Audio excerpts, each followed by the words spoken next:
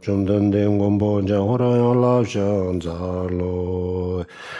刚刚录制正业正正业的南大老师为正业同跟正上首先年纪的个老王，刚到这边做了马路门东等我的就是为着做个老我就到这样了，就这样的。这点接着你忙你老了接着中咋讲马路门在等我的那个正业正在打着。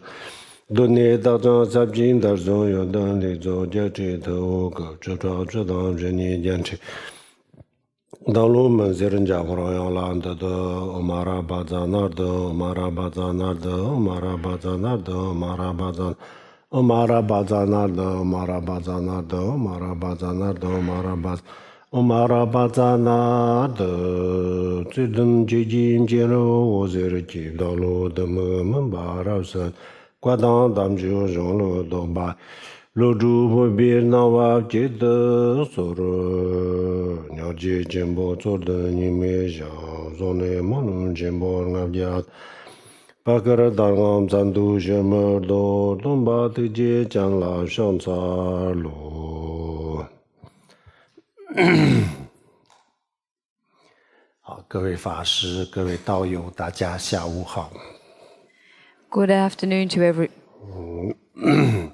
我们现在开始讲今天下午的课啊，讲课之前请大家发菩提心。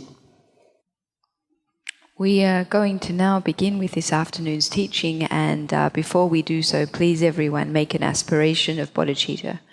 那么菩提心呢，我们今天早上给大家简单介绍过了。我们不需要再重复，我们简单的说，我们发愿，我为了让天下所有的众生成佛，为了达到这个目标，首先我自己要成佛，我为了成佛，今天学习修心这样子发愿，这个叫做菩提心。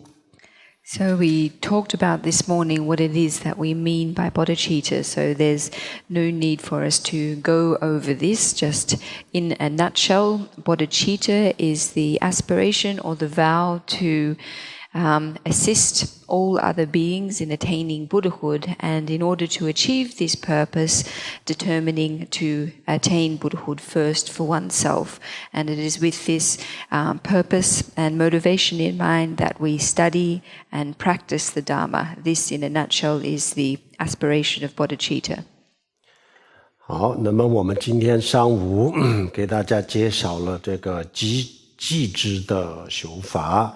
今天下午呢，还有一些寂知的一些内容，我们今天上午没有讲完的，继续给大家讲。So this morning we briefly looked at a shamatha meditation practice, and I'd like to continue talking about this practice now, explaining various things that we didn't have a chance to talk about this morning. 我们今天上午讲的这个禅修的方法，就是看释迦牟尼佛的像，然后通过这个看佛像，然后就修这个禅修。So the method that we introduced this morning was keeping our gaze concentrated on a Buddha image, and in so doing cultivating meditative concentration.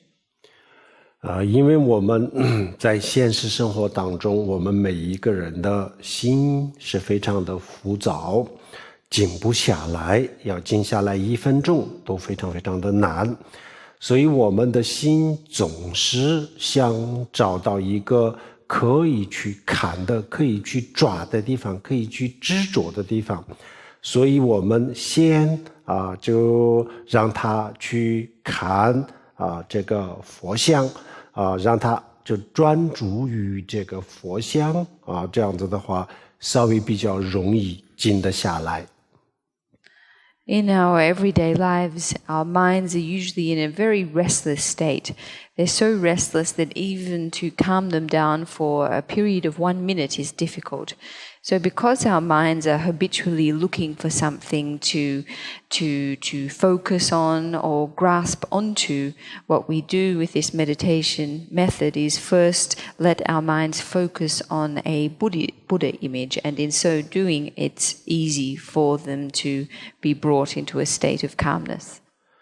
然后我们特别的去专注佛的心间，也就是说我们全神贯注的去专注佛像的这个心间或者是美间那这个时候呢，我们就过去的去思考过去，思考未来，思考现在的这些念头全部放下，也就是说不要有任何的念头，心非常的平静的达到一个非常的平静的状态。So by focusing our gaze, focusing our concentration on the point at the Buddha's heart or the point between his eyebrows, it is possible for us to cease our thoughts about the past, the future, and the present, and to rest in a state of great stillness. 我们的心我们讲的心是什么呢？第一个不是大脑，我们不是指的是大脑这个物体，它只是一个物体而已，它只是一个物质而已，不是它。然后第二，也不是我们的这个心脏心脏也是一个物质而已，都不是这些，不是大脑，不是心脏。那我们的心，我们讲的心是什么呢？能够感受这个世界上的所有东西的一个这样子的力量，这样子的能量就在我们的身体里面。那这个能量或者这个力量叫做心。So when we speak of the mind, we're not referring to the brain. The brain is matter. It's material. So we're not speaking of the mind and the brain as being the same thing. Similarly, when we speak of the mind, we're not talking about the heart. The heart as well is simply matter. So when we say mind, we are really talking about that force or that capacity which is able to perceive the entire world around us. 它就像电池里面的电电池里面的电用我们的肉眼看不见它在什么地方，但是仪器可以测量它的存在。同样的，比如说用我们的肉眼或者是 X 光之类的东西来看我们的身体，或者是医生的这个手术刀下面看不到我们的这个心但是呢，我们自己感觉到我们就是有一个这样子的能量。So our mind is like the power inside a battery. We can't see this power with our naked eyes. However, it's possible for us to verify its presence. We can test a battery to see whether it has power or not. Similarly, our mind is not something that can be revealed with an X-ray machine or something that can be exposed by the surgeon's knife. The presence of our mind is something that we can directly experience for ourselves. 电依赖电池存在但是呢，电和电池不是一个东西，因为没有电也可以有电池。So, whilst power relies on a battery in order to exist, it's not the same thing as a battery. The reason being that it is possible for the power to be separate from the battery. 那我们讲的心就是一个这样子的这个力量，叫做心。那么这个心，它实际上是非常的简单，就我们自己的这个心它可以感受它可以感受到它自己的存在，就不需要其他的仪器，不需要其他的逻辑来推理它的存在。So we can speak about the mind in comparable terms to this. The mind is something that we don't need any additional thing or process of logical reasoning to establish its existence. It's possible for itself to directly experience its existence. 我们的心就像水一样，它是透明的。So our mind is like water, it's translucent. 然后如果我们不去动它不去打扰它的话，它可以达到一个非常非常平静的状态，也就是像水我们不去动它，它可以在湖里面或者是在任何一个容器里面可以很平静，非常的平静。So our mind, if we don't disturb it, is able to achieve a state of great stillness, just as water in a lake or water in any kind of vessel, if it is not disturbed, then it can rest in a very still state of stillness too.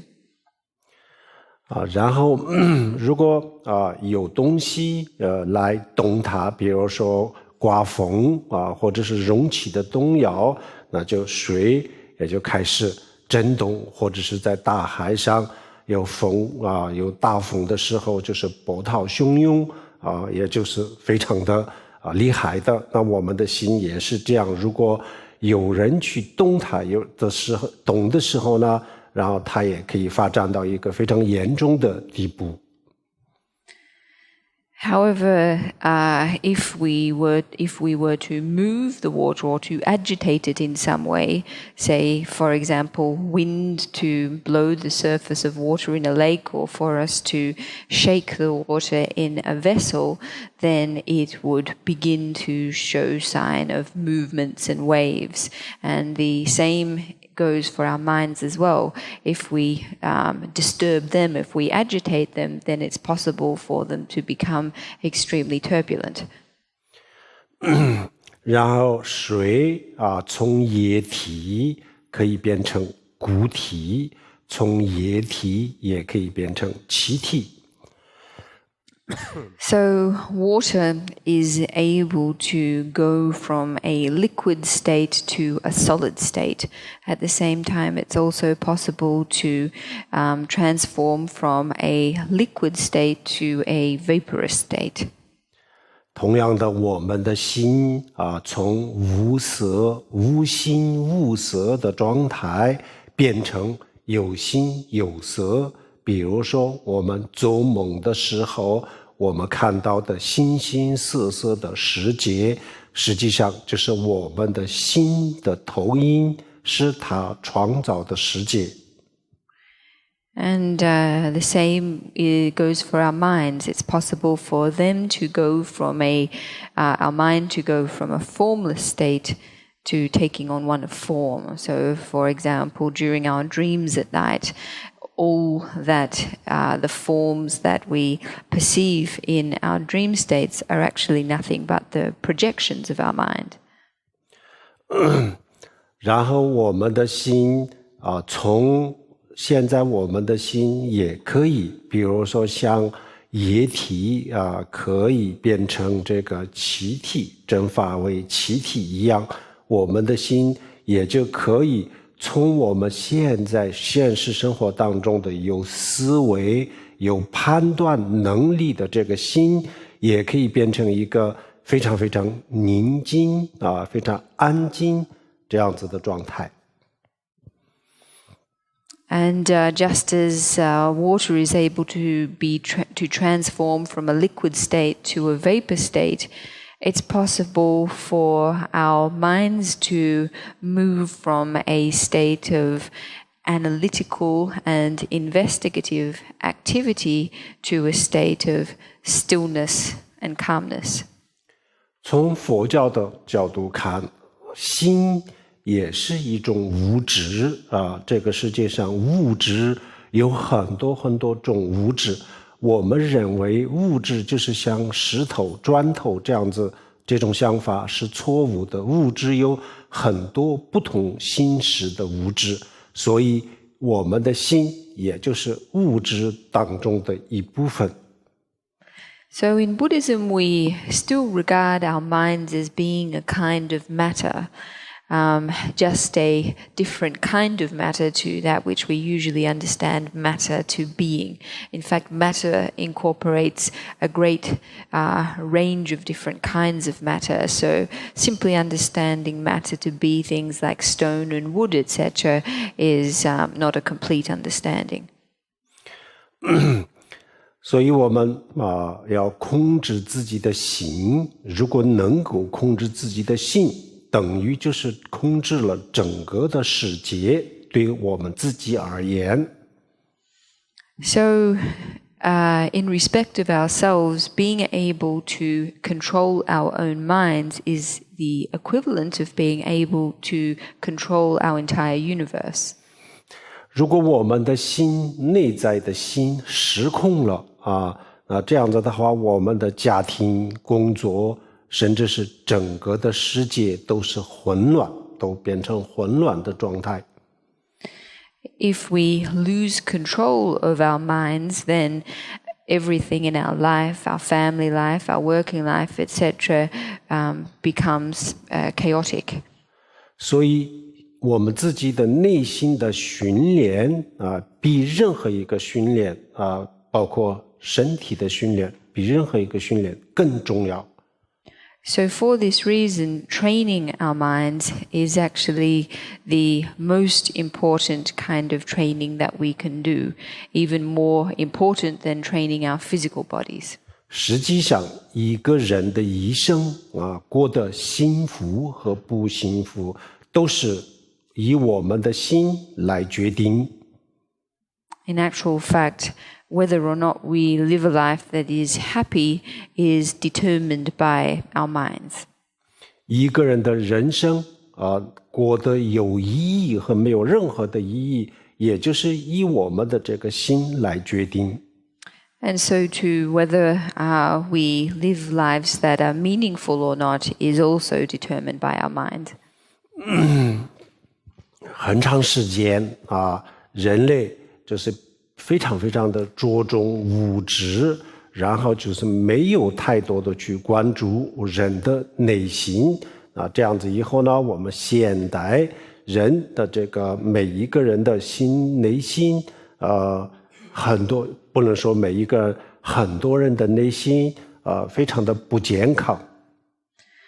For a very long period of time, humans have been fixated on material things and have not paid a lot of attention to the state of their minds. So this has resulted in a situation where the minds of many people are very unhealthy. 如果我们人的心我们人心当中，比如说缺少了比如说像慈悲心、爱心这样子的东西，只要缺少了一个这样子的一个因素，那整个世界都慢慢的变成非常非常的冷漠。Even the lack of one quality that we need in our minds, such as compassion or loving kindness, just lacking one of these can result in our entire world becoming extremely cold.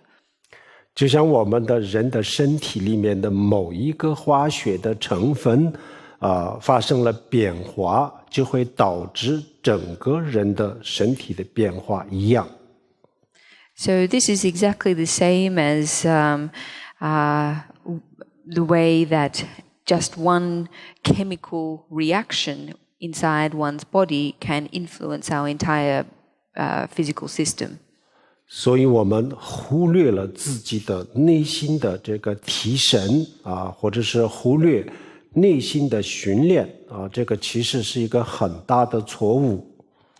So for this reason, neglecting to train our minds or to improve our minds is a great mistake.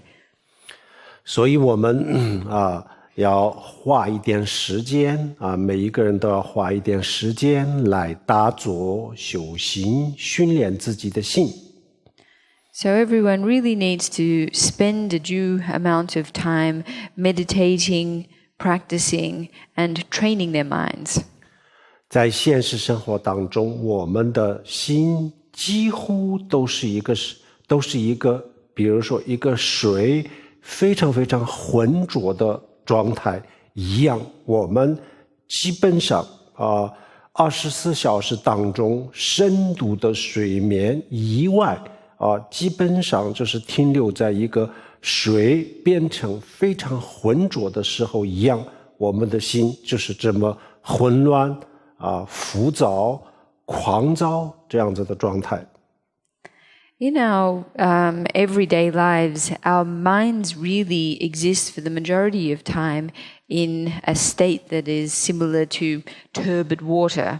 In a 24-hour period, aside from that period of time that we are in deep sleep, our mind exists in a state that is like water on the verge of becoming turbid. So our minds are usually agitated, restless. 现在我们通过禅修的方法把我们的心就是变成这瓶水一样的透明，一样的干净，这个就是我们的工作的目标，训练的目标。So what we're doing here with this meditation is seeking to bring our minds into a state of stillness and translucence. This is how we are seeking to train our minds. 那一个浑浊的水怎么样让它变成一个非常干净的水？大家基本上都知道，就是把它放在一个容器里面，不要去动它，然后呢几个小时以后呢，它自己慢慢的变成了像这瓶水这么干净的。我们不需要其他的仪器来过滤加工，它自己会变成透明干净的。So everyone knows how to make turbid water clean or clear. We only need to put it in a vessel and leave it there. There's no need for us to do anything else to it or to use any other kind of device, such a filter. We can simply let the water rest in the vessel. 这样子最好的方法就是不要去干扰它，不要去动它，让它自己的能力就变成恢复它的原来的状态。So the best approach is not to disturb the water, not to shake it, but to allow its own capacity to restore its original state of clarity. 好，这个方法呢，我们现在就是上午给大家介绍的一样，我们的两只眼睛看在佛像的心间，然后我们的心也就专注于佛的这个心间，然后一动不动，不去思考任何的事情，心它一定会静下来，只不过它的时间不是很长而已，它完全是可以静下来的。So by focusing our two eyes on the point between the Buddha's eyebrows or the point at the Buddha's heart, with unwavering concentration, not giving rise to thought about anything, it is possible for us to bring our minds into a state of stillness. Perhaps this stillness won't last for a long time, but it is nevertheless very possible for us to still our minds in this way. 好，这个时候我们不思考，不去思考不想，什么都不想。很多人问我们禅修的时候呢，到底想还是不想？如果要想，那到底想什么？那禅修有很多种禅修，有些禅修是有想，需要去想，需要去思考很多很多的问题，这是一种禅修。另外一种禅修呢，不想，不去思考，把所有的思维，所有的这些思考全部放下来完全就达到了一个停止的状态，我们的内心达到了一个停止的状态，没有任何的活动这样子心就变成透明的，非常纯洁的，它可以回到原始的状态。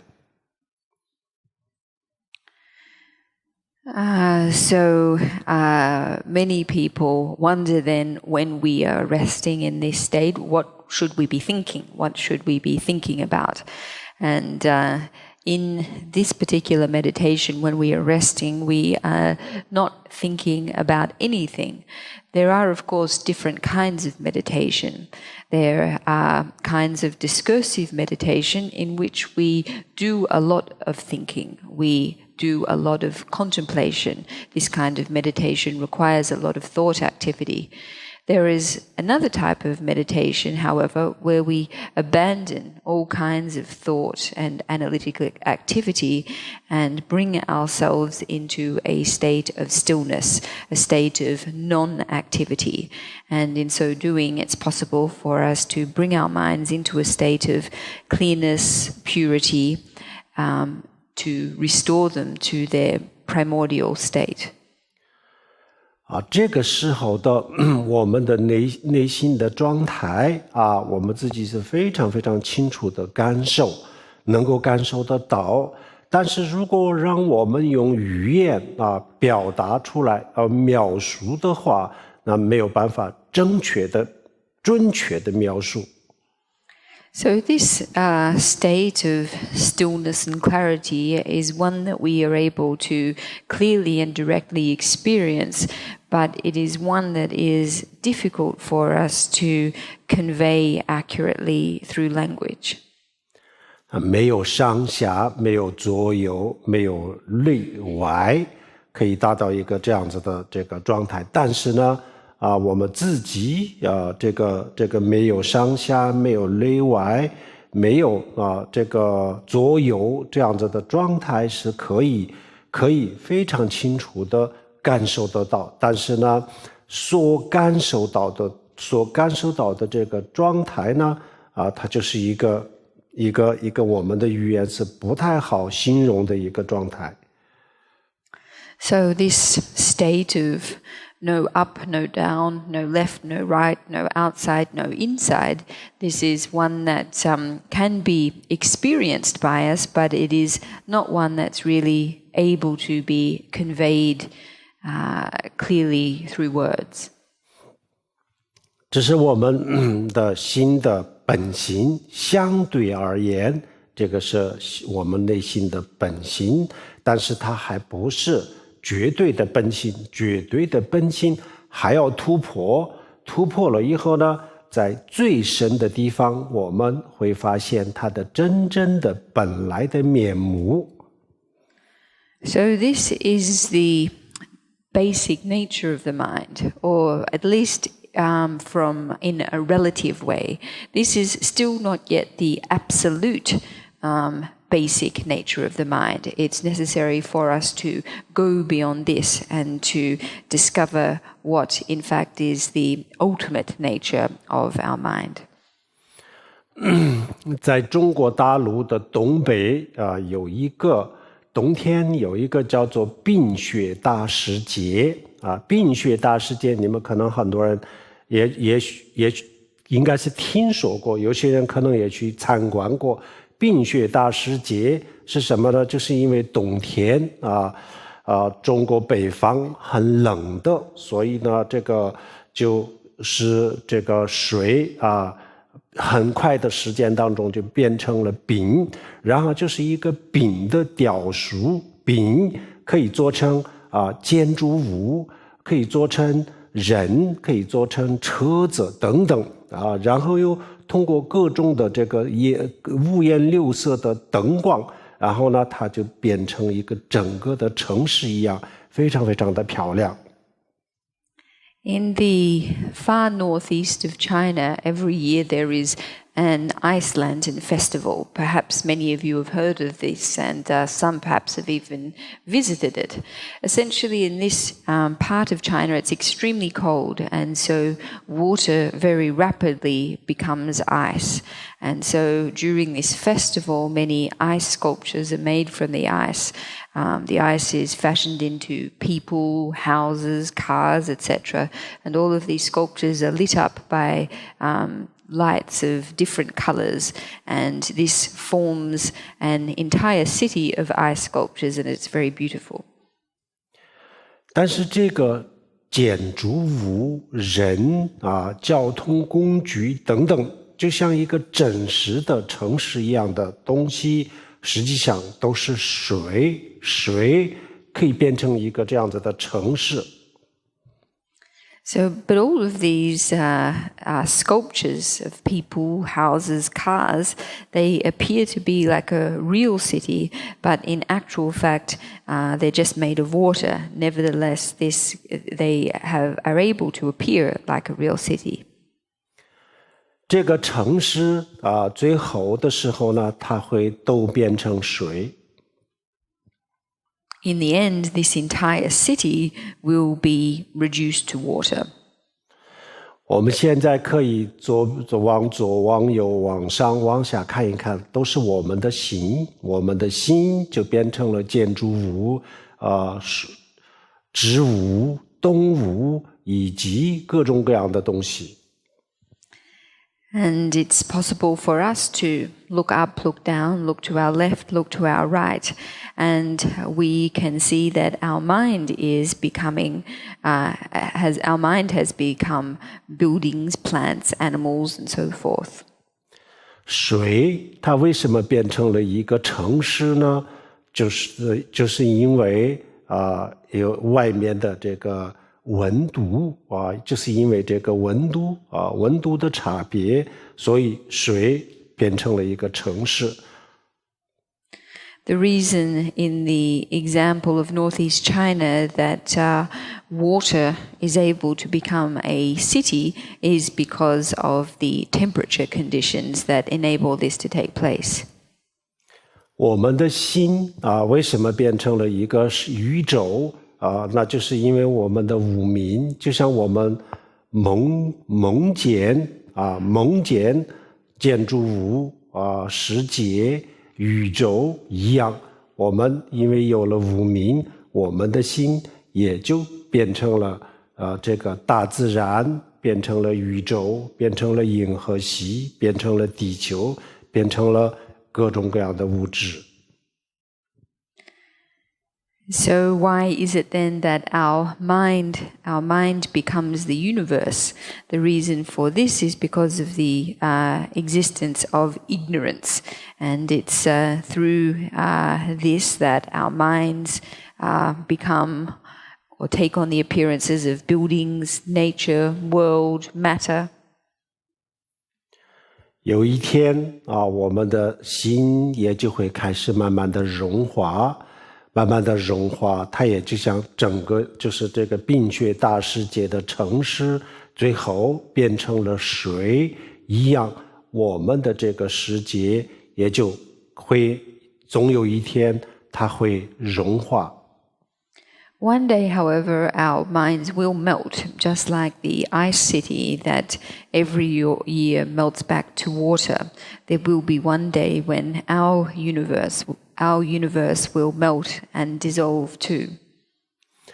融化了以后呢，我们的心就变成了佛的智慧，释迦牟尼佛的智慧。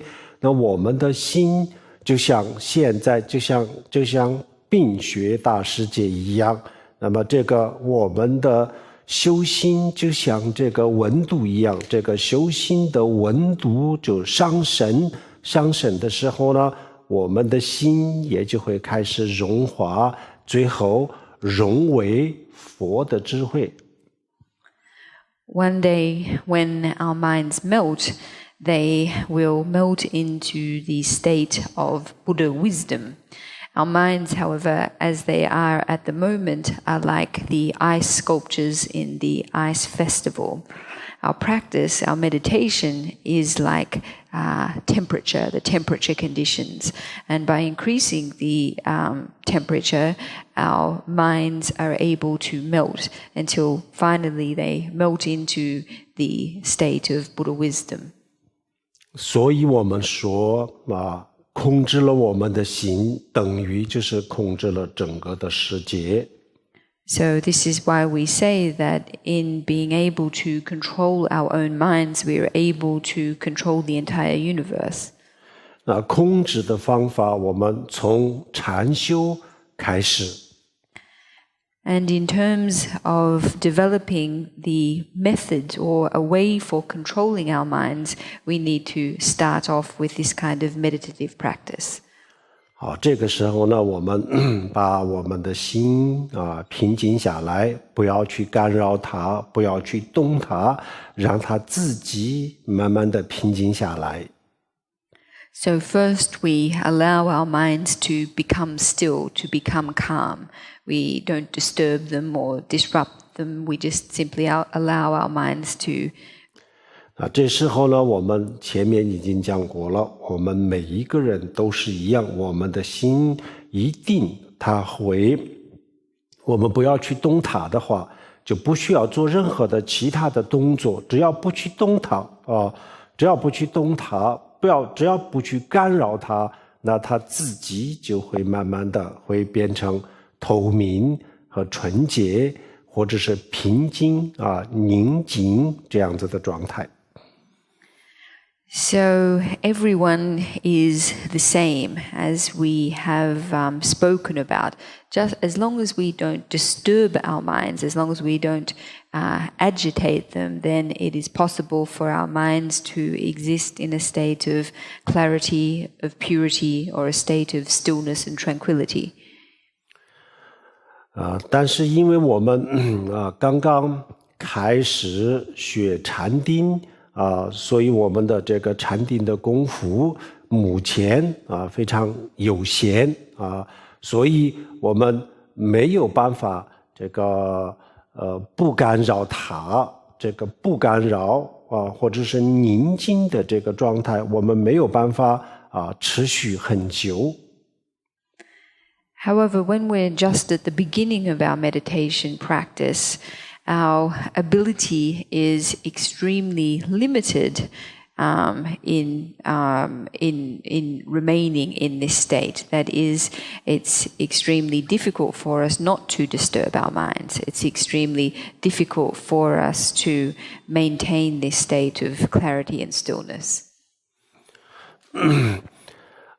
所以就是1-2分钟，甚至是几十秒钟以后呢，我们的这个平静的这个状态会结束结束的原因就是因为另外的一个念头出来了，所以这个念头就干扰了我们的这个宁静的状态，干扰了这个宁静的状态，严重的影响了这个宁静平静的状态，所以这个平静的状态就结束了。To begin with, in fact, we may only be able to sustain this state for 1 or 2 minutes, or even for a matter of several seconds. Within this short period of time, after this short period of time, our state of tranquility will be over, it will be finished. And the reason for this is the arising of a new thought, and it's the arising of this new thought that disturbs the state of tranquility. It seriously impacts on it. 然后我们就是因为有了一个念头，把这个宁静的状态结束的时候呢，我们一定要及时的发觉，及时的发觉。如果我们不知道了，那这样子这个各种各样的念头会继续的那然后呢这个各种各样的念头继续的时候，我们感觉不到，我们以为在打坐，但是呢，有太多的杂念，这样子以后就10分钟、20分钟、5、6分钟在这个当中会浪费的。When a new thought arises and brings to an end our state of tranquility, it's important that we immediately notice that this has taken place. Otherwise, if we don't notice immediately, we could go on for another 5 or 6 or even 10 minutes thinking that we're still meditating, but in actual fact, we're just wasting our time. 然后这个时候呢，我们发觉了以后呢，然后立即就要调整，立即就把刚刚诞生的这个念头也让它回归，也不要来干扰这个宁静的状态，也让它慢慢的消失，让它慢慢的这个回归到这个宁静的状态当中，不要让它继续。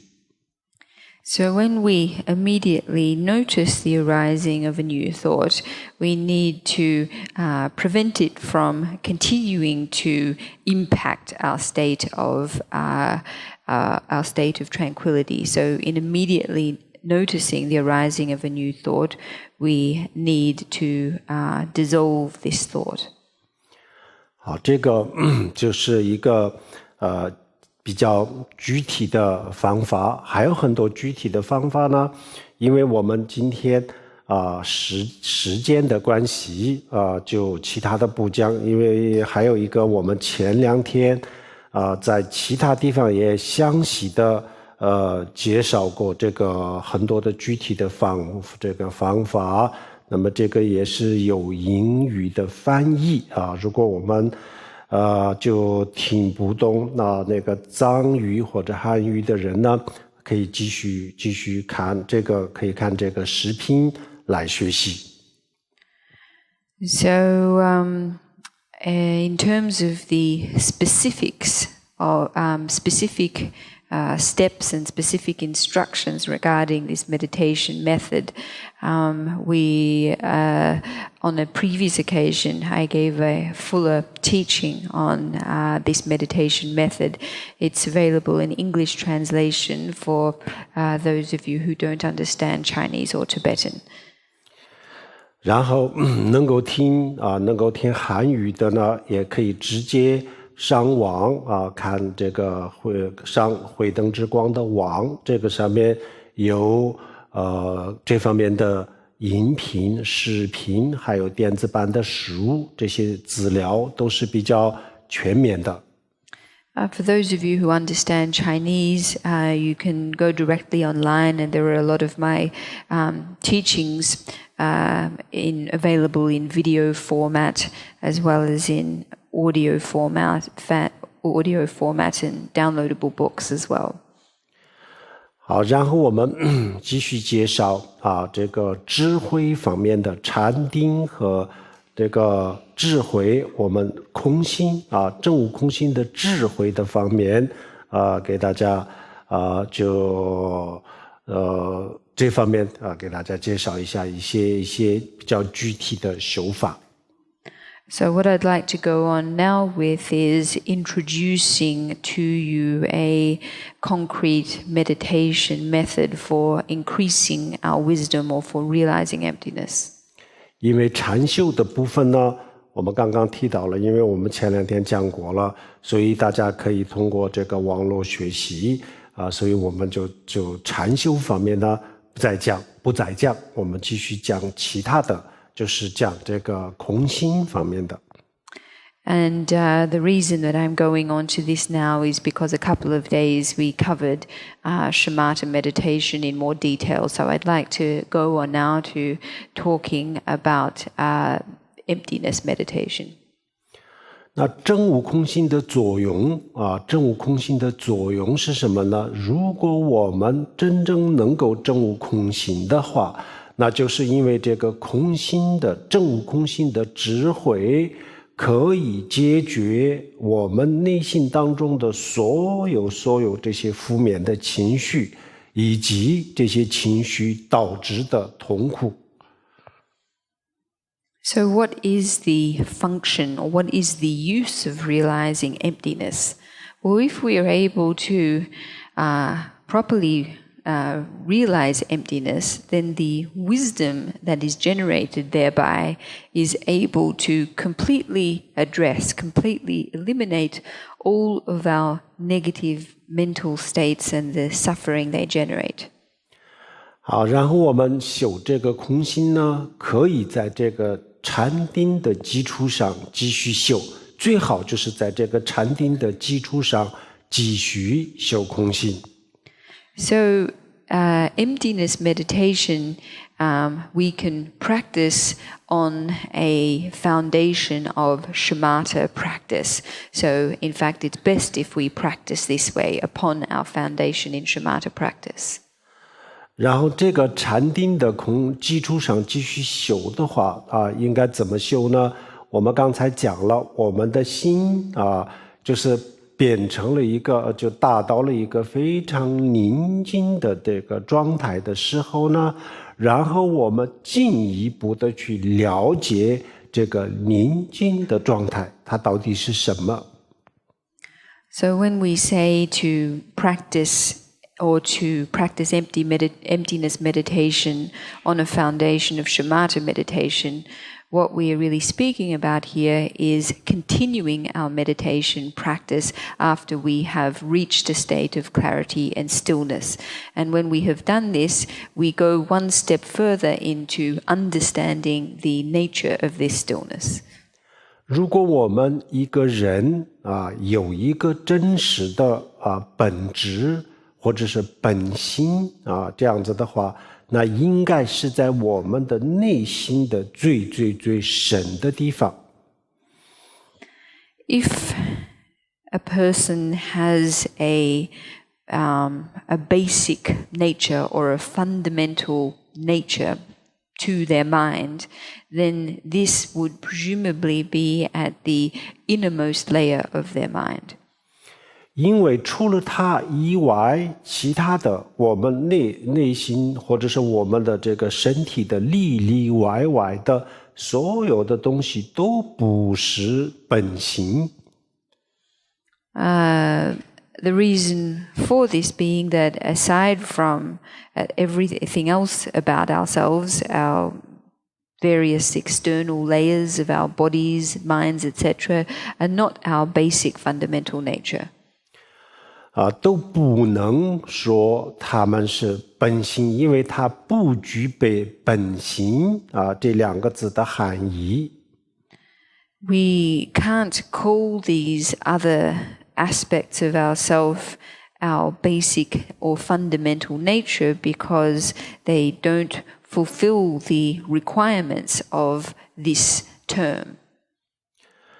就像在这个物质世界里面就在物质世界里面我们看到的这些物质这个宏观世界它根本就不是物质的本性。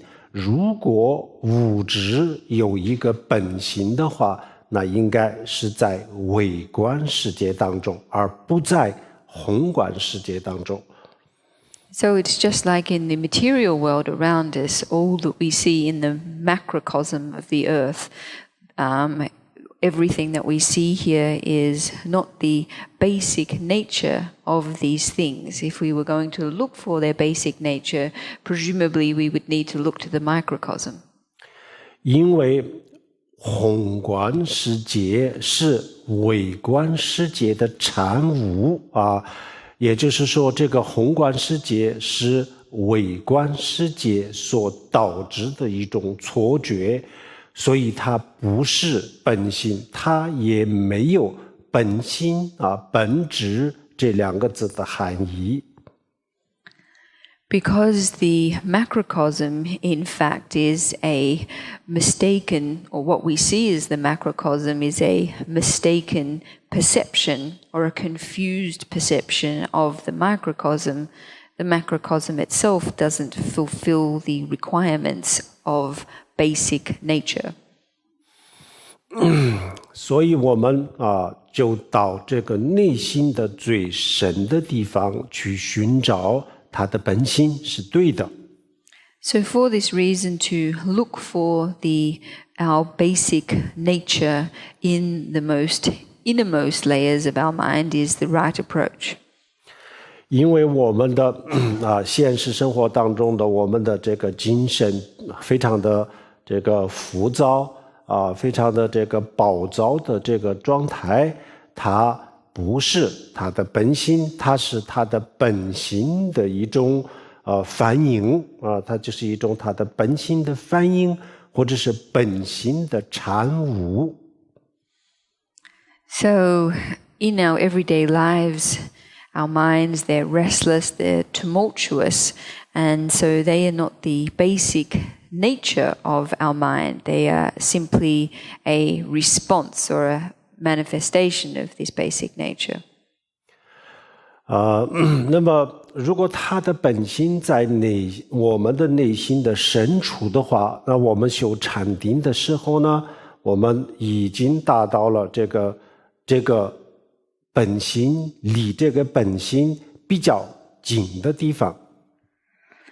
So, assuming that our basic nature is to be found in the deepest or most innermost layer of our mind, in achieving samadhi, we have already come relatively close to this deepest layer.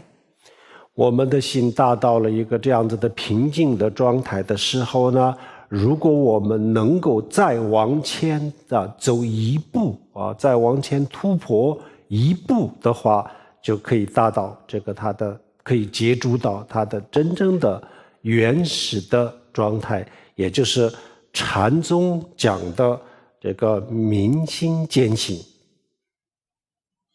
So in this state of stillness and calmness, if we're able to go one step further, to go one step beyond this state, it will be possible for us to directly experience the original state of our mind, what is referred to in the Chan tradition as self-nature. 这些都是理论最需要的就是实践或者是方法，需要有一个方法，我们依靠什么方法往前再走一步这个就是最需要了解的。So all of this is theory. What we need most of all is practice or a method. So what method or practice should we rely on to make this one step further? 走到这个地步的时候呢，我们很多人就感觉到很无奈、很无助，不知道再往上怎么走。When many people reach this place, they find themselves really not knowing what to do. How should they go further? 因为我们禅定，我们修了，也许花了很长很长的时间然后呢这个平静的状态非常宁静的状态已经达到了但是达到了又怎么样呢？然后它的结果又是什么呢？它会给我们带来什么呢？其实没有发现什么，所以这个时候就我们很多人不知道再往前怎么样走。The reason is that many people have spent a long period of time cultivating their meditative stability. They've been able to reach a state of meditative calmness and stillness. However, in having achieved this, what's the result? What benefit does this actually give them? Nothing really. And so many people are not sure about how they should progress beyond this.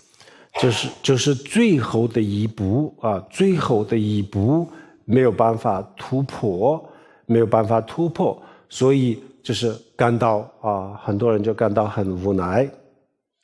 So many people, many practitioners, because they're not able to break through with this final step, they find themselves very frustrated. 那这个时候我们为什么感到无奈无助？就是因为我们之前开始修行的时候，这些基础没有做好，我们直接就进入了禅定，所以禅定现在修得比较好，但是呢，禅定修到比较高层次的时候呢，然后我们永远都停留在这个禅定当中，突破不了，那就是因为开始的时候这个基础的一些该做的事情没有做好。And the reason that people find themselves in this frustrated state of not knowing what to do is because to begin with they didn't lay the foundations for their practice as they should have. That is, they launched straight into cultivating meditative concentration and were then able to do this quite well. They were able to cultivate quite an advanced state of concentration. But essentially, in having cultivated this state, they have not been able to go beyond this. 禅修其实禅修它不是佛教特有的早期的印度的这些很多的宗教，除了佛教以外的这些宗教，他们也可以达到这个禅定的很高的境界。So achieving meditative concentration is not something that is exclusive to the Buddha's teachings. In ancient India, for example, there were a number of Indian spiritual schools whose practitioners were able to achieve a very high level of meditative concentration. 但是他们最后就是突破不了这个时间的这个禅定，这个禅定叫做时间的禅定，还不是处时间。它这个禅定不能让我们走出轮回，所以就是最终修的禅定修得很好，但是最终还要回到轮回当中，继续轮转，继续循环。所以还是没有用。However, the end result was that practitioners were not able to move beyond this point. And for this reason, their level of meditative concentration was, or their type of meditative concentration was only worldly or mundane meditative concentration. It was not trans-mundane. That is, their meditative concentration was not able to enable them to go beyond and transcend cyclic existence. So for this reason, despite having reached a very high level of meditative concentration, these practitioners ultimately had to return to cyclic existence again. So we could say that the end result was that their meditative practice was of no use. 就像火箭，通过火箭的力量就把宇宙飞船或者是卫星这个人造卫星可以送到太空的轨道上，但是最后这个火箭它自己就变成了太空的垃圾。So it's rather like a rocket. The power of the rocket enables the universe or the world to be passed through. It enables the 火箭它就变成了太空垃圾，所以最后这个人造宇宙飞船和太空火箭最后要分离，所以这个宇宙飞船呢离开了火箭以后呢，还要继续前进。So, just as a rocket is able to convey a spaceship into out of space, ultimately the rocket itself becomes rubbish in space. The spaceship itself has to continue onwards. 同样的，我们通过禅定的力量，可以把我们推到离本心离明心见心很近的地方，但是最后我们还是要突破这个世俗的这个禅定必须要离开它，然后呢，我们把世俗的禅定突破了以后呢，然后要继续前进。So it's the same with our meditation practice. So whilst meditating, cultivating meditative concentration is able to convey us to a point where we are very close to realizing the basic nature of self, it is necessary for us ultimately to go beyond this kind of worldly meditation practice and take one step further. 然后就是离跟这个世俗的禅定分离了以后，继续往前走，继续前进的是谁呢？就是证悟空性的智慧。证悟空性的智慧要突破世俗的禅定，然后要继续往前走。So, what it is that parts from the worldly the cultivation of worldly meditative concentration is the wisdom of realizing emptiness. This is what parts us from this worldly meditative concentration and continues to take one step further.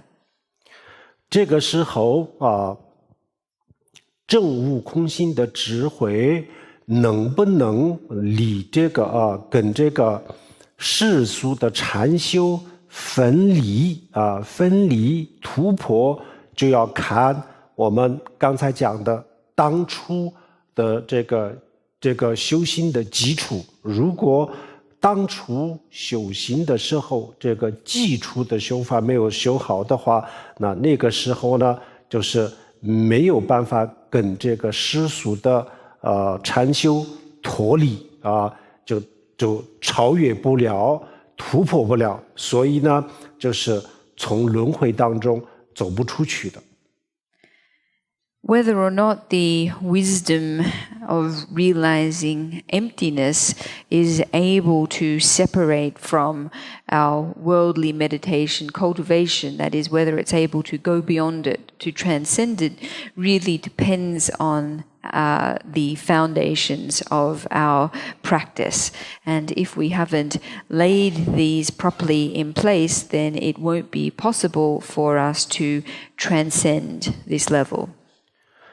基础的这些修行力量是什么呢？就是出离心像从藏传佛教的角度来讲，先修思前行培养出离心。So, what in terms of our foundational practice, what is it in these practices that supplies the power for this later part of our practice? Well, the first thing is renunciation. So in Tibetan Buddhism, we cultivate the 4 external preliminaries in order to cultivate renunciation. 然后这个修完了以后，就修无家心先修大乘佛教的皈依，然后第二就修菩提心。And then we move on to the 5 inner preliminaries. So first, accumulating or practicing refuge, and then bodhicitta. 然后再修第3，就是修金刚萨埵的忏悔的方法，来把我们过去的所有的这些罪过清净干净。The third of the internal preliminaries is Vajrasattva confession practice, which enables us to purify our past negative karma. 然后就修这个修曼扎罗，那通过这个曼扎罗积累福报就所有该具备的这些资粮全部具备，这叫做积累资粮，资粮就是比如说我们到某一个地方，我们要飞到某一个地方的话，我们需要买机票，那买机票需要钱，那我们先去赚钱，先去赚这个买机票的钱一样，我们要证悟空心的话，就需要一定各方面的这个力量，那么其中一个就是资粮，那就首先供这个曼荼罗积累资粮。The fourth of the 5 internal preliminaries is mandala offering, and we do this to accumulate merit. Just as if we want to take an airplane somewhere, we need to have a ticket. In order to get the ticket, we need to have the money to pay for it. So the first thing we do is set about earning money to buy the ticket. In respect of realizing emptiness, we need different energies to support us in this process. So mandala offering enables us to accumulate the necessary merit. 然后第5个，最后一个叫做上师瑜伽。在这个证悟空心的这个当中呢，过程当中呢，上师给我们的这个加持力量是一个非常非常重要的。如果没有上师的加持还有就是这些我们忏悔还有积累资粮这些方面没有做到位，那么这样子的话，我们就是不能突破这个世间的世俗的这个禅定。这个时候我们已经走到了最高点，但最高点就突破不了。And then the 5th of the 5 inner preliminaries is the practice of guru yoga. In the process of realizing emptiness, the blessing and the power from our teacher is extremely important.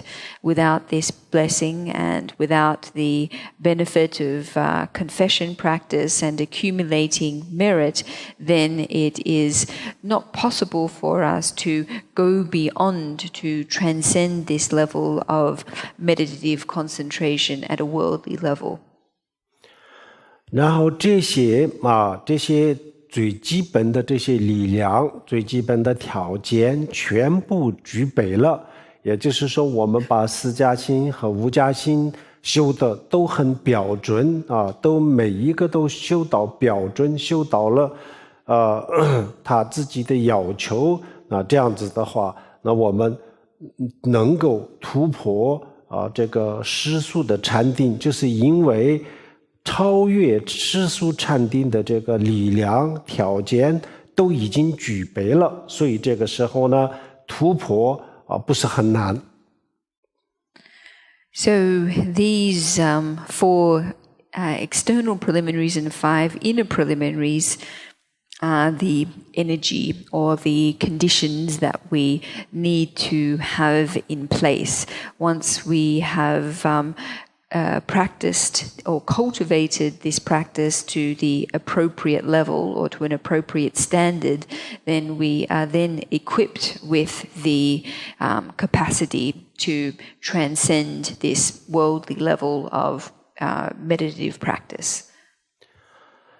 这个时候呢，我们需要去听一下大圆满的这个具体的引导。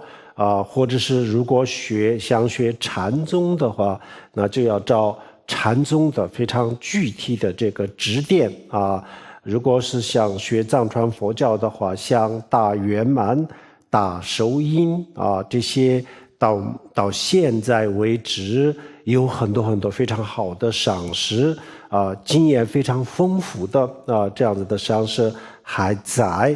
那么这个时候呢，我们就找一个这样子的上师，然后就听一下去接受一下这个他的具体的这个指导，具体的引导这样通过这个引导，我们很快就突破了这个世俗的禅定。So at this point, what we need to do is to receive instructions on Dzogchen practice or if we are students of the Chan teaching, we need to receive detailed instructions on Chan meditation. Alternatively, we need to receive or can receive detailed practice instructions on Mahamudra practice. At the moment, there are still a great many masters of the Dzogchen and Mahamudra teachings or traditions still alive. And so at this point we need to receive specific instructions as to how we practice from herein. We need specific guidance from a qualified teacher. And once we receive this, then it is possible for us to transcend and go beyond very quickly this worldly level of meditative practice. 好，这些每一个步骤、每一个环节都做得比较标准，这样子的话，这样子一步一步往上走，修心是非常非常有把握的，一定每一个人一定会证悟的，会突破的。If every practitioner proceeds with each step and each stage one at a time and completes each stage and each step to the requisite standard, then it is guaranteed that they will realize the nature of emptiness. 然后我们简单的说一下这个，在这个达到了这个禅定的时候，禅修达到比较高峰的时候呢，然后再进一步的去做什么，进一步要去做什么，这个简单的说一下。So I'd like to talk briefly and in a simple way about how we proceed after we have reached a state of stillness and calmness in our shamatha meditation. 这个时候呢，我们的心已经变成了像透明的水，非常干净的水一样，它已经达到了这个地步了。但是呢，这个透明的水到底它是什么，我们还没有弄清楚，我们还没有搞清楚。这个时候呢，我们进一步的去了解它原来就是一个很浑浊的状态，它慢慢就变成了一个非常平静非常纯洁这样子的状态。但是这个纯洁的东西到底是什么，我们这个时候还没有搞清楚。So our mind now exists in a state of clarity, just like water in a very still state. However, we still haven't gained a complete understanding of the nature of this stillness, the nature of this clarity.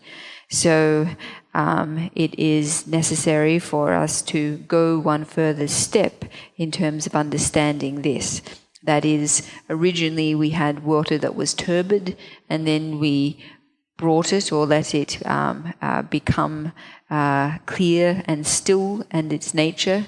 However, what the nature, in fact, of this purity is something that we still need to gain an understanding of.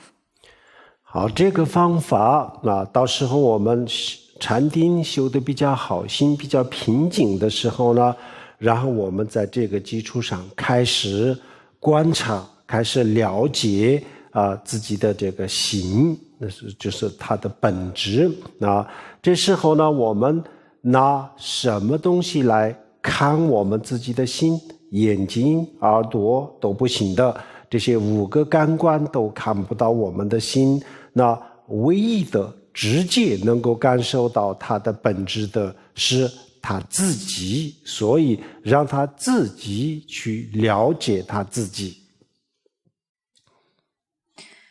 So when we have reached a relatively stable state of stillness through our shamatha practice, then we go one step further in observing the state of this basic nature. And what is it that we use to observe this basic nature? Is it our eyes, our ears, or any other one of our five senses? the only thing indeed that is able to experience the mind is the mind itself. And so at this point we let our mind understand itself. 好，这个时候呢，我们的心平时我们的心，我们用我们这颗心来了解外面的这个世界，去感受外面的世界。那么现在呢，不是往外面去了解感受，往里让他自己去感受他自己，让他自己去体会一下他自己，也就是说让他自己去看一下他自己到底长什么样子。So usually our mind is looking into the external world and is focused on understanding the external world. However, at this point, the mind is looking in on itself. It is experiencing itself. Essentially, the mind is taking a good look at itself to see what it is really like. 我们开始了解的时候呢，比如说我们的心往回他看自己的时候，就会有两个情况，除了这两个情况以外呢，不会有第三个第一个是什么呢？他也许就在一个非常平静的状态当中如不动的停留在一个很平静的状态当中，他会发现这样子，这是一个。要不的话，那他就会发现这个内心当中有很多的这个不断的念头就像波涛汹涌的大海一样，有太多的这个念头，就他会发现这两个，除了这两个以外就没有第三个。So when the mind turns to look at itself, there are only two possible things it can discover, or two possible states that it can discover itself in.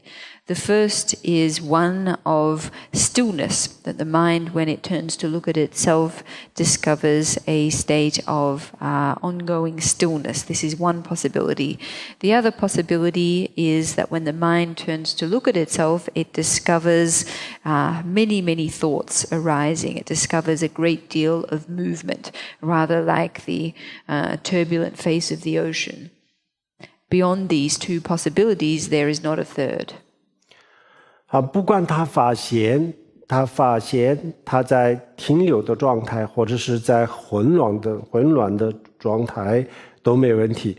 他发现的时候，他感受到的时候呢，那他就第一个，如果是平静的状态的话呢，那他要去了解这个平静的状态是什么样子，进一步的去了解。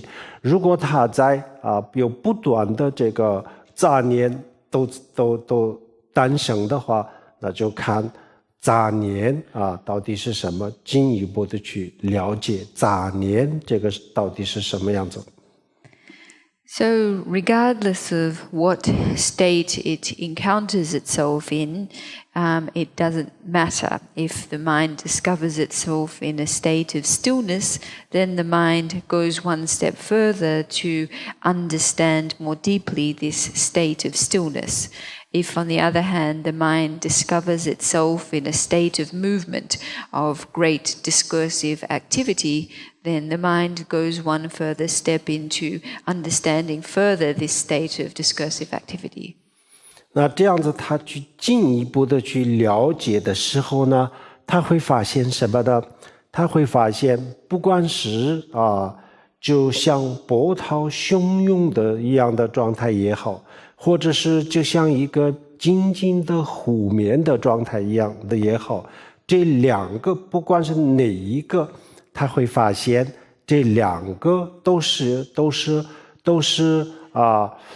虽然是可以感受到一个这样子的这个现象，但是它的本质都是不是真实的，它的本质都是空性透明空性，他会感受到这两个都是空性，这两个都是不真实的会体会到，这叫做证悟空性。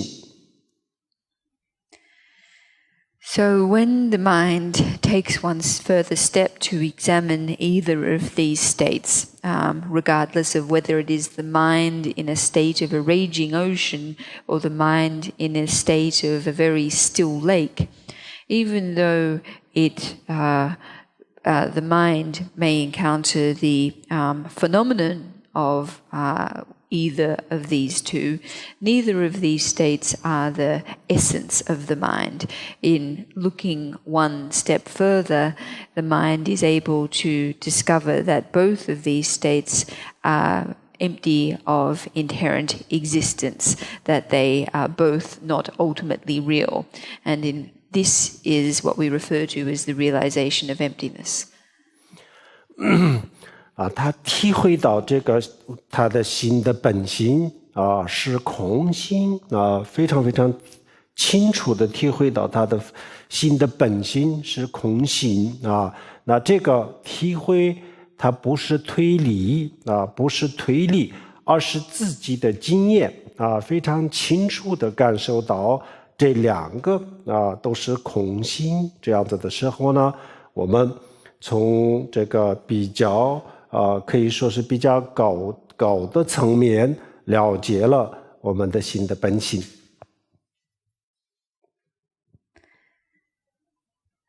So when the mind clearly experiences its basic nature as emptiness, this is not something that is done through reasoning or discursive, any discursive reasoning.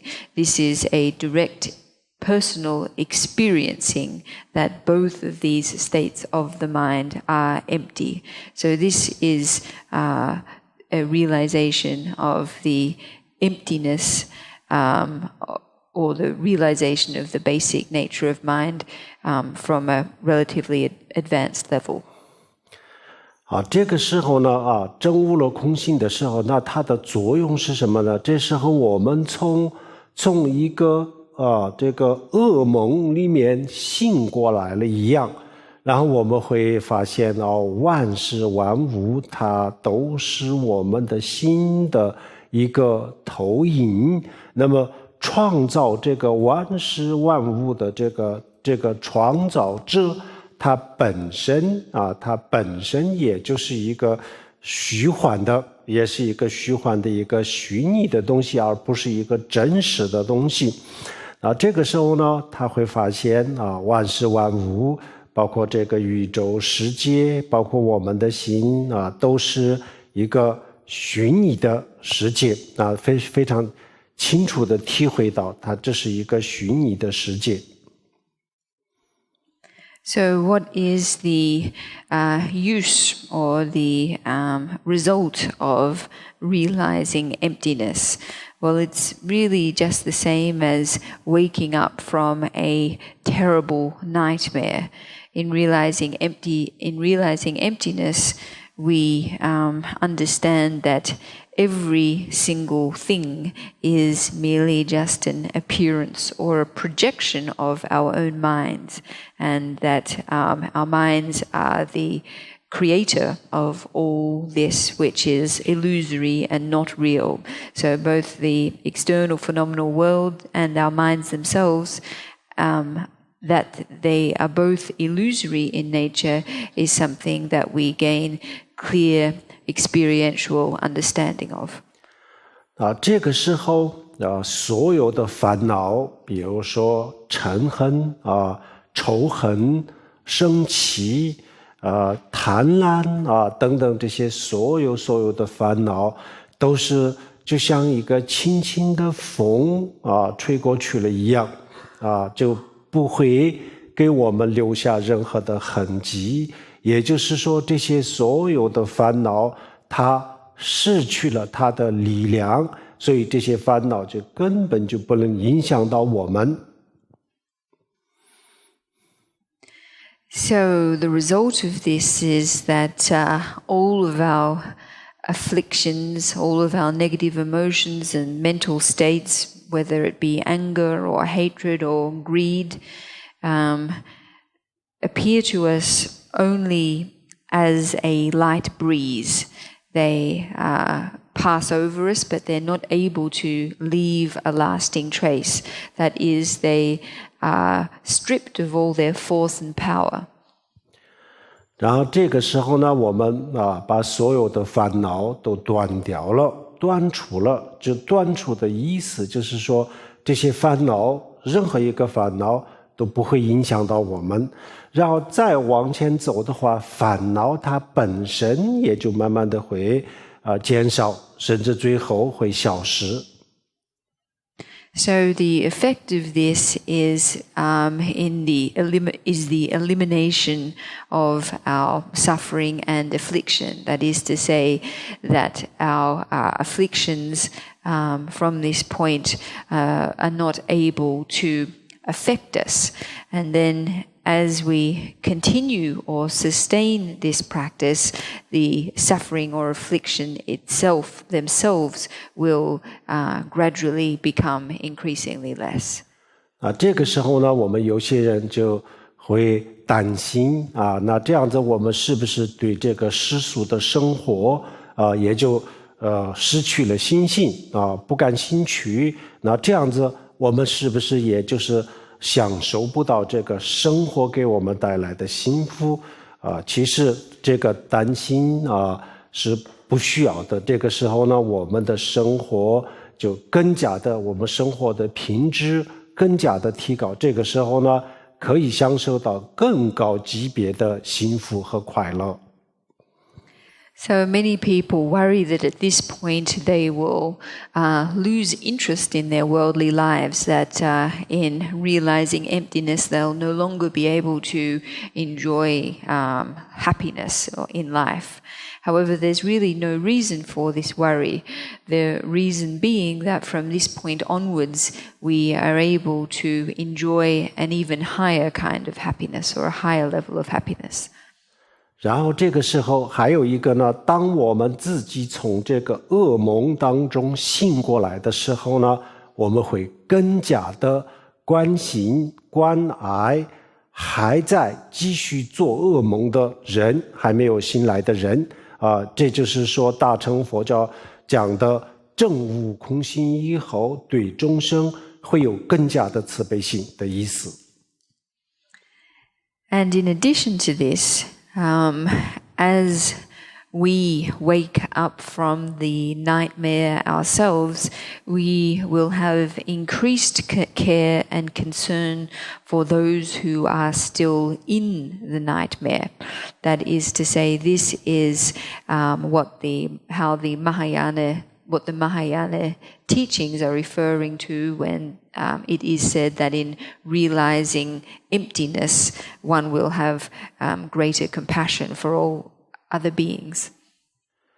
好，这个我们今天给大家简单的介绍了一下一个禅修的方法和突破这个禅修继续往前走的一个简单的方法。但是我们今天讲的都是一个框架性的比较简单的方法，还要真的要修的话呢，我们还要进一步的去了解，要系统的学习去修行。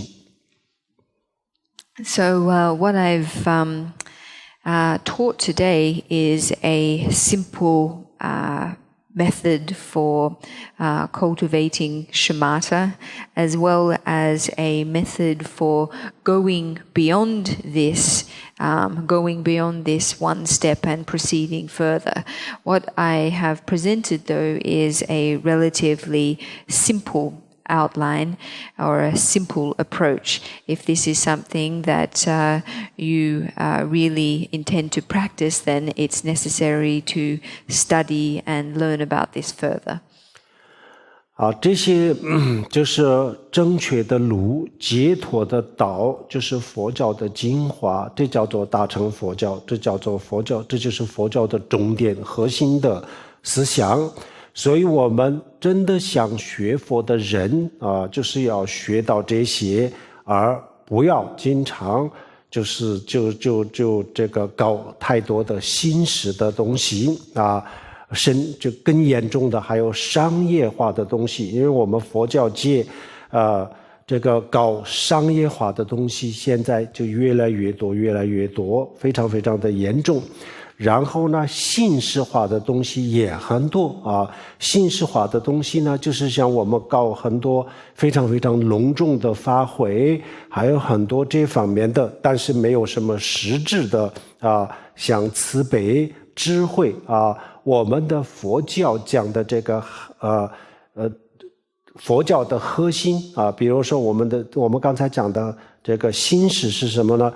就是含金量不高的这些活动。含金量的金是什么呢？就很简单两个，一个是慈悲心、菩提心、慈悲心，另外一个是智慧啊。没有这个智慧，没有慈悲心啊，也就是说不能给我们带来慈悲心和智慧的这样子的活动啊，基本上都叫做形式的活动，形式上的活动。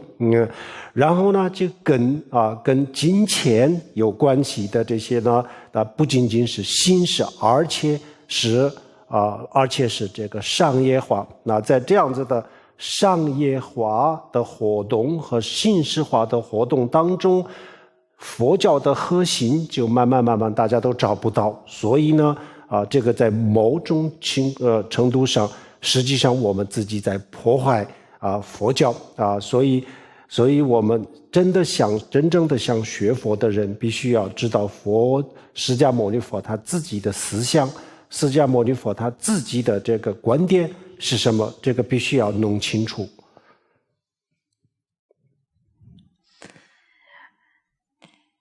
Teachings on the path, teachings about the path of liberation are actually the core of the Buddhist teachings. And those who wish to be real Buddhists really need to study this.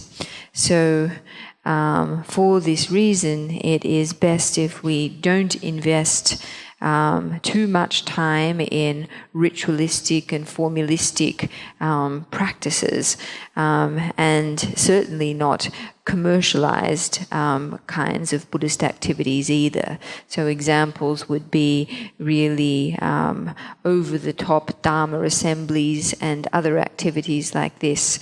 That is, other activities that don't assist us in increasing our compassion and wisdom, activities that don't help us in this. So these kinds of ritualistic or formulaic or commercialized activities, with an excess of these kinds of things, it becomes increasingly difficult for us to locate the core of the Buddhist teachings. And so we could say by placing an undue emphasis on these things, to some degree we are actually harming the Buddhist tradition. So it's very important for those of us who wish to be Buddhists and wish to practice Buddhism to really gain a proper understanding of Buddhist thought, Buddhist doctrine, what the content of the teachings is. 所以我们所有的佛教的中心、佛教的寺庙以及佛教徒大家一定要重视，一定要高度重视三个字，就是闻思修。就这三个佛教的寺庙必须要有闻思修，然后佛教的这些中心也必须要有闻思修，然后呢，佛教徒个人的生活当中也必须要有闻思修。闻就是听闻佛法，思考佛教讲的这些道理，然后修就是自己的个人的这个训练内心的训练，这三个是不能没有的。如果这三个没有了，那么佛教的寺庙、佛教的中心都失去了真正的意义。So it's very important that Buddhist temples or Dharma centers, and indeed all individual Buddhists, very much prioritize three words or three activities, and these activities are listening, contemplating, and practicing.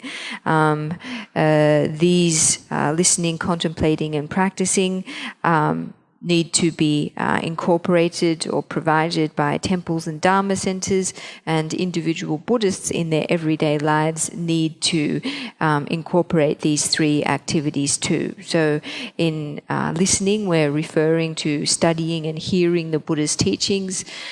Contemplating or reflecting is thinking about and contemplating the content of those teachings, and practicing refers to meditation or mind training, internalizing those teachings. Without these three things, then Dharma centers and temples lose their purpose and meaning entirely. 那我们怎么样系统的闻思修呢？闻，比如说像我们今天这样子，今天和明天还有前2天这样子的课，有佛教的这样子的课的话，大家要积极参加。我们现在佛教徒有一个比较普遍的一个问题，就是一个这样子的现象，比如说观定还有就是什么消灾延寿的法会还有火供什么这些参加的人非常非常的多，实际上就是一个功利的心就是我们以为我去参加了这个消灾延寿的法会就可以消我的很多很多的灾，所以我就不需要生病然后就我可以长寿健康等等，就为了达到这么一个目标，然后参加的人就特别的多真正的佛教的课就是佛教传播释迦牟尼佛的真正的智慧，传播释迦牟尼佛的思想这样子的活动就是佛教的课。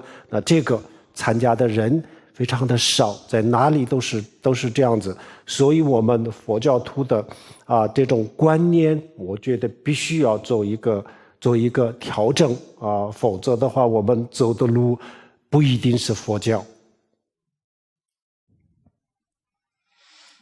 So in terms of the first of these activities, listening to the Buddhist teachings, when we have opportunities to attend classes or live teachings, such as the teachings we've had over the past couple of days, we should make the most of these opportunities and attend them.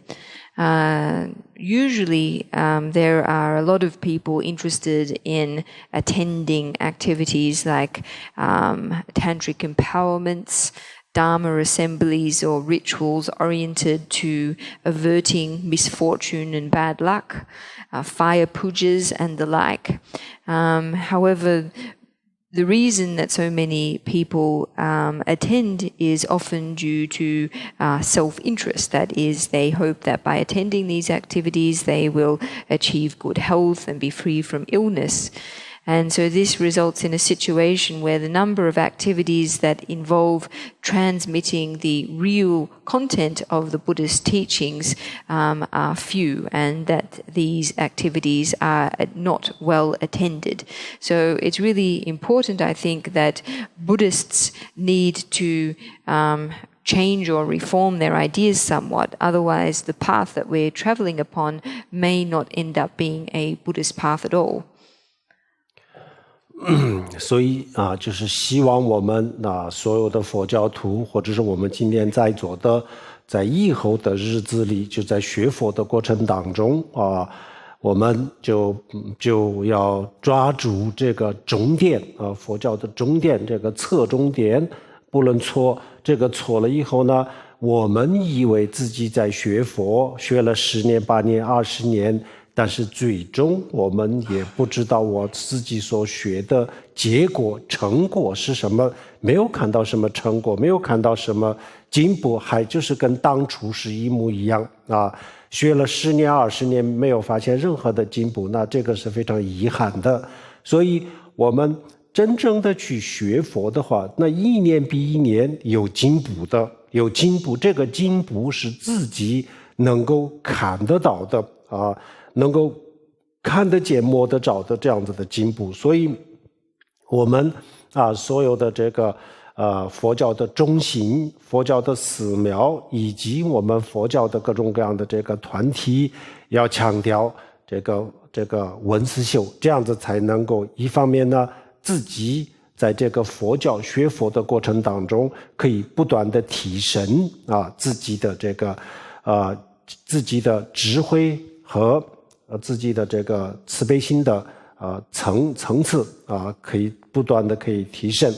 另外一个呢，我们也可以在这个现代社会当中可以帮助很多的人可以帮助很多的人，所以我们烧香拜佛这些就不需要太多，但是呢也并不是说完全不需要烧香拜佛也可以，这是我们对佛的一个恭敬，我们对佛陀的一个表达了一个我们自己的对佛陀的一个恭敬的一个态度可以有烧香拜佛可以有，但是呢烧香拜佛不解决任何的问题，我们烧了一辈子的香，那我们的烦恼一点都没有减少，所以如果我们说现在我没有任何的进步，但是未来会有，那也不一定，现在没有，未来突然间会不会有也说不清楚，所以因和果都是相应的。如果未来要即将发生什么事情的话，应该有一点点前兆，比如说要下雨，那首先天空当中会有乌云，没有云，从蓝天当中怎么下雨同样的，我们也不要等到以后突然间发生什么奇迹这个不太可能。佛教讲因和果，有因才有果，不会有发生什么奇迹，所以呢我们还是要脚踏实地如果想学佛的话，那就要实实在在，稍微要花一点时间，不需要花太多的时间。当然如果能够花很长时间的话，那有更多的收获，但是呢我们把时间分配好生活工作，然后就是修行，把时间分配好，这样子的话每一个人的学佛都有明显的进步，这叫做自利利他这样子我们自己有进步的时候呢，我们也可以帮助更多的人，这叫做自利利他，这就是大乘佛教的精神希望大家重视这3个字，闻思修。So it's my sincere hope that from now onwards that all Buddhists grasp the main point or the main content of the Buddhist teachings and are not mistaken. That is that they don't spend 8 or 10 or potentially 20 years thinking that they're Buddhists and practicing Buddhism, but ultimately not having any results after 10 or 20 years of so-called practice, still being the same as they originally were. If this is the case, it's indeed an extremely regrettable outcome indeed. With real practice of the Dharma, we can see progress every single year, and this is progress that we can know for ourselves. It's extremely tangible.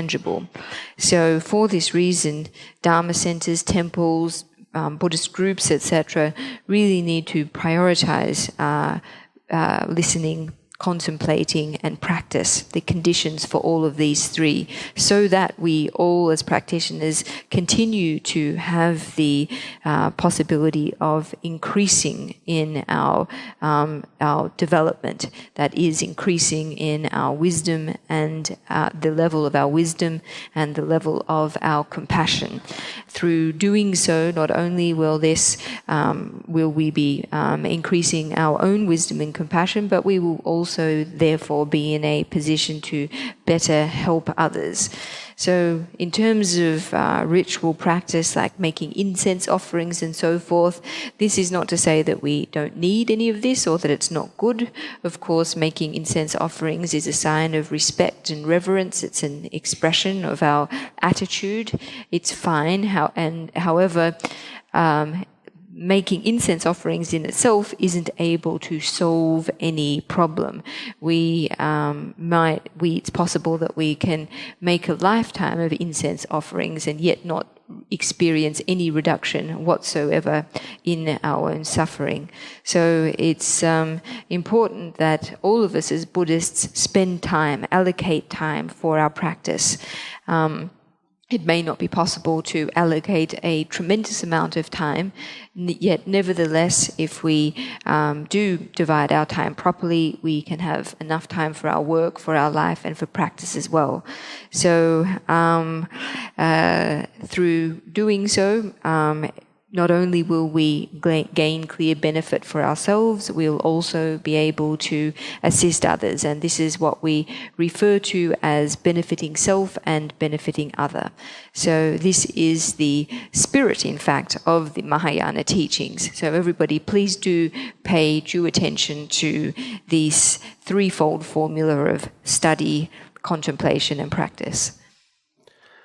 好，但是我们像这样子面对面学习的机会，参加佛教的这样子的课程，可能也许不多。我们佛教在各个地方，就是消灾延寿、观定什么长寿这样发财的这个活动很多，但是呢，讲佛教的教义、具体的修行这样子的这个机会可能不是很多。那如果是没有这样机会的话，我们可以通过网络学习，现目前有网络学习班，就像这个菩提学会，还有慧灯禅修班这样子的，有一些网络的这个禅修，或者是网络的学习的一些佛教的这个课程。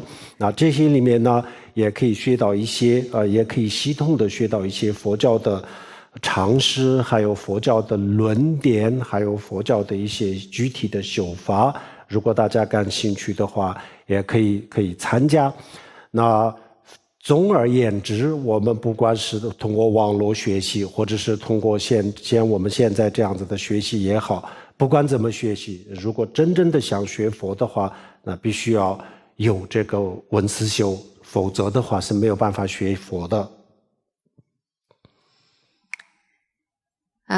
Opportunities for face-to-face teachings, however, might not be so many. It's might be the case due to an excess of festivals and rituals and empowerments and so forth, that the opportunity to attend teachings where the Buddhist view and meditation methods are taught are not so many.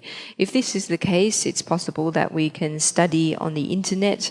There are online Dharma study communities such as the Puti Xiehui and the Huideng Chanxiu Ban that are potential options. Through in either of these groups, it's possible to systematically study Buddhist theory, general knowledge, as well as some practice methods as well. In any case, whatever the situation may be, if we really do want to study the Dharma, it's necessary that we do pay heed to the study, contemplation, and practice of the teachings. 好，我们学习可以通过网络学习，然后通过网络学习，大家可以修四加行和五加行。So even though it may be possible to study via the internet, 家清的这个仪轨叫做开显解脱道，大圆满的前行仪轨，开显解脱道。那这个我们修家清的话就念诵这个仪轨，这仪轨很方便也不复杂，内容都是很齐全的一个非常好的仪轨。So the name of this transmission is the Luminous Path to Liberation. It's a transmission for the Dzogchen preliminary practices. It can be relatively easily recited. It's not particularly long, and yet it's extremely comprehensive. 好，这个仪轨的具体的念诵的方法，或者是这个修行的方法慧灯之光能够看得懂中文的，就可以看《慧灯之光》第2本里面讲得很清楚。For those of you who can read Chinese, how we go about reciting this liturgy and practicing it, I've written a chapter in the second volume of my Wisdom Light book series that addresses this. 那其他的我们不能看这个韩文的，可以看英文版的大圆满的前心啊，谱线上是眼角。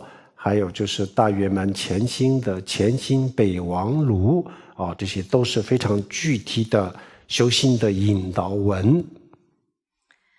For those of you who don't read Chinese, then you can read English versions of the words of my perfect teacher, as well as other introductions to the doctrine preliminaries as well. 好，我们最后大家做回向。Also, we are now going to dedicate our merit from today's teaching. 说能得以当这是把年都内你别让那把些，结个那句我龙这把，这边做连周啊周日修，我们阿红班子人个这把马色的。我们阿红班整个这把马色的红，我们阿红班整个这把马色的红。谢谢大家，阿弥陀佛。